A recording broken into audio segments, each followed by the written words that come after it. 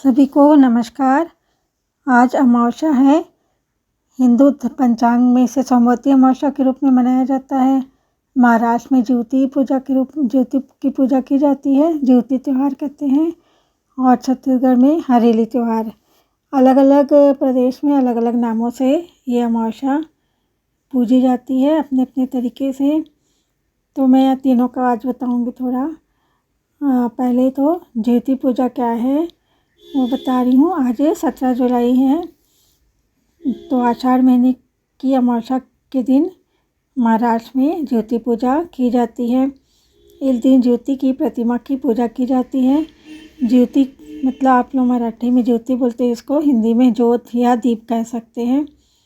और इस दिन ज्योति की पूजा के साथ दिया को जलाया जाता है। दिया एक ज्ञान बुद्धि का प्रतीक है, जो अज्ञान का नाश करके ज्ञान के मार्ग पर ले जाने वाला मुख्य होता है दीप। आप एक दिया जलाएंगे तो उसी के द्वारा आप 1000 दिए जला सकते हैं। और दिया जो होता है वो वंश वृद्धि का प्रतीक भी माना जाता है, इसलिए प्रतीक के पूजन का ही रूप होता है दीप पूजन।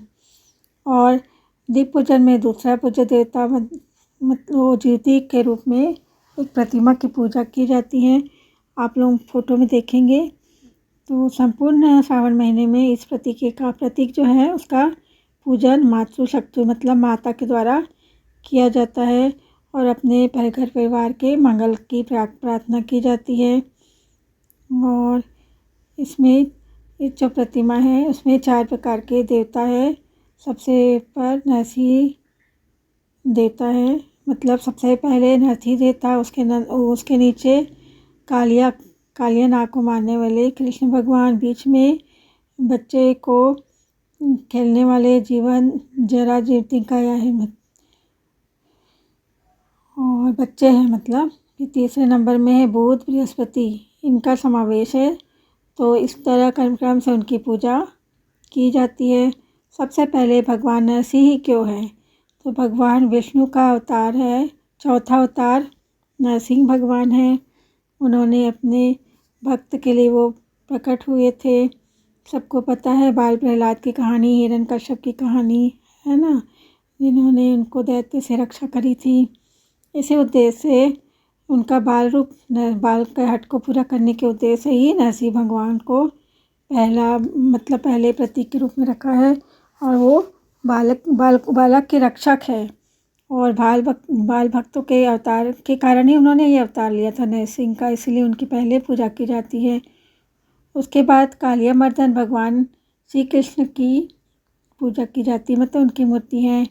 ये भी बच्चों से संबंधित है। उस समय कृष्ण गोपाल के छोटे बच्चे के रूप में थे, तो उन्होंने श्रावण मास में ही देवता का ये जो कालनाग का वध किया था, इसलिए उन्होंने एक साथ ही वैसा चित्र में रखा है। कालिया नाग को अलग न करके दोनों को मिक्स करके चित्र बनाया है में रखा है। उसके बाद आता है जीवंतिका, जरा व जीवंतिका का चित्र। जरा व जीवंतिका ये भी एक देव है। इनके बारे में भी महाभारत में एक कथा आती है कि मगध नरेश बृहद्रथ इनकी 2 रानी थी। वो दोनों ही रानी के ऊपर बराबर प्रेम करते थे, परंतु राजा को पुत्र पुत्री कुछ भी नहीं था, इससे राजा चिंतित रहते थे। उसी समय उनके उपनगर में एक ऋषि चंडा कौशिक आए, तो राजा ने उनके दर्शन लेकर अपनी चिंता बताई। तो राजा ने उनको प्रसाद के रूप में आम दिया और कहा कि रानी को आप दे देना। तो उन्होंने दोनों रानी के ऊपर बराबर प्रेम था उनका, इसलिए दोनों को बराबर बराबर दे दिया। तो उन्होंने दोनों रानी को आधा आधा दिया था, इसलिए उनको बच्चे भी कैसे हुए, विचित्र प्रकार के आधे आधे हुए। तो इस प्रकार ऐसा विचित्र आधे बच्चे को उन्होंने आधे हुए थे, आधा हिस्सा दिया था, तो उन्होंने आधे आधे बच्चे को जंगल में छोड़ दिया। तो उसी से जरा नामक यक्षिणी वहाँ से जा रही थी तो वो दोनों बच्चों को दो टुकड़े थे, मतलब आधा हिस्सा अलग माँ को हुआ था, आधा हिस्सा दूसरी माँ को हुआ था। तो उनको क्या करती है, और जो यक्षिणी जा रही थी ना जरा नामक, वो दोनों टुकड़े को जोड़ देती है और फिर दोनों टुकड़ों को जोड़कर राजा को ला देती है। तो राजा ने उनका नाम रखा था जरासंध और उन्होंने यक्षिणी का उपकार को मानते हुए और उसी को मान दिया इष्ट देव का। अगली प्रतिमा है आखिरी बुध और बृहस्पति की। बुध ग्रह हाथी में बैठता है और अंकुश धारण करता है और बृहस्पति मतलब गुरु जो ग्रह है वो बाघ के ऊपर बैठता है और उनके हाथ में चाबुक रहता है। तो इस तरह उनमें अलौकिक बुद्धिमत्ता, आकर्षक व्यक्तित्व, वाक्पटुत्व इत्यादि गुण उनकी पूजा से प्राप्त होते हैं। और बृहस्पति के प्रभाव से शैक्षणिक प्रगति, आध्यात्मिक उन्नति, विवेक बुद्धि जागरूक होती है, इसलिए इनकी पूजा ज्योति के दिन। महाराष्ट्र में कोई भी त्यौहार हिंदू पंचांग के बाद में आता है। तो आज हमारे यहाँ आषाढ़ महीने का आखिरी दिन है और कल से श्रावण मास शुरू होता है। मतलब ये अमावस्या ज्योति पूजा के बाद ही श्रावण महीना शुरू होगा। मतलब श्रावण मास के पहले दिन ये अमावस्या आती है और लोग अलग अलग तरीके से अपने अपने तरीके से पूजा करते हैं। और इस दिन बच्चों की आरती भी उतारते हैं, क्योंकि बच्चा जो होता है वो अपने वंश का दीपक होता है। इसलिए जो छोटे बच्चे रहते हैं उनकी शाम को आह्वान करते हैं। श्रावण मास को पड़ने वाली अमावस्या को कई जगह सोमवती अमावस्या या हरियाली अमावस्या या सावनी अमावस्या भी कहा जाता है। हिंदू धर्म में अमावस्या तिथि का विशेष महत्व होता है। सोमवार के दिन आज ही पड़ रही है, इसलिए इसे सोमवती अमावस्या कहा जाता है। खास तरीके से आज पड़ने वाली जो अमावस्या तिथि है ना, वो श्रावण मास की सोमवती अमावस्या है। महावीर पंचांग के अनुसार श्रावण माह की अमावस्या को जो है वो खास मानी जाती है, क्योंकि इस दिन सावन का दूसरा सोमवार भी है। इसके साथ ही इस दिन सोमवती अमावस्या का भी संयोग बन रहा है। सोमवती अमावस्या के दिन किसी पवित्र नदी में लोग स्नान करके, दान करके पितरों का आशीर्वाद प्राप्त करते हैं। छत्तीसगढ़ में सोमवती अमावस्या या श्रावणी अमावस्या या ज्योति के त्यौहार को हरेली त्यौहार के रूप में मनाया जाता है। यहाँ त्यौहार को तिहार कहा जाता है। तो हरेली त्यौहार जो होता है वो छत्तीसगढ़ का इस पूरे वर्ष का पहला त्यौहार होता है। इसे लोग एक उत्सव के रूप में मनाते हैं। हरेली प्रतिवर्ष सावन महीने के अमावस्या में मनाया जाता है।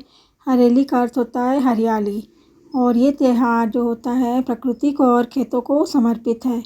हरेली त्यौहार के पहले एक किसान अपनी फसलों की बुवाई और रुपाई का काम पूरा कर लेते हैं और इस दिन नागर, कोपर, केहती, कुटाली, रापा समेत कृषि के काम वाले जितने भी औजार हैं और यंत्र हैं उनकी साफ सफाई करके पूजा अर्चना की जाती है।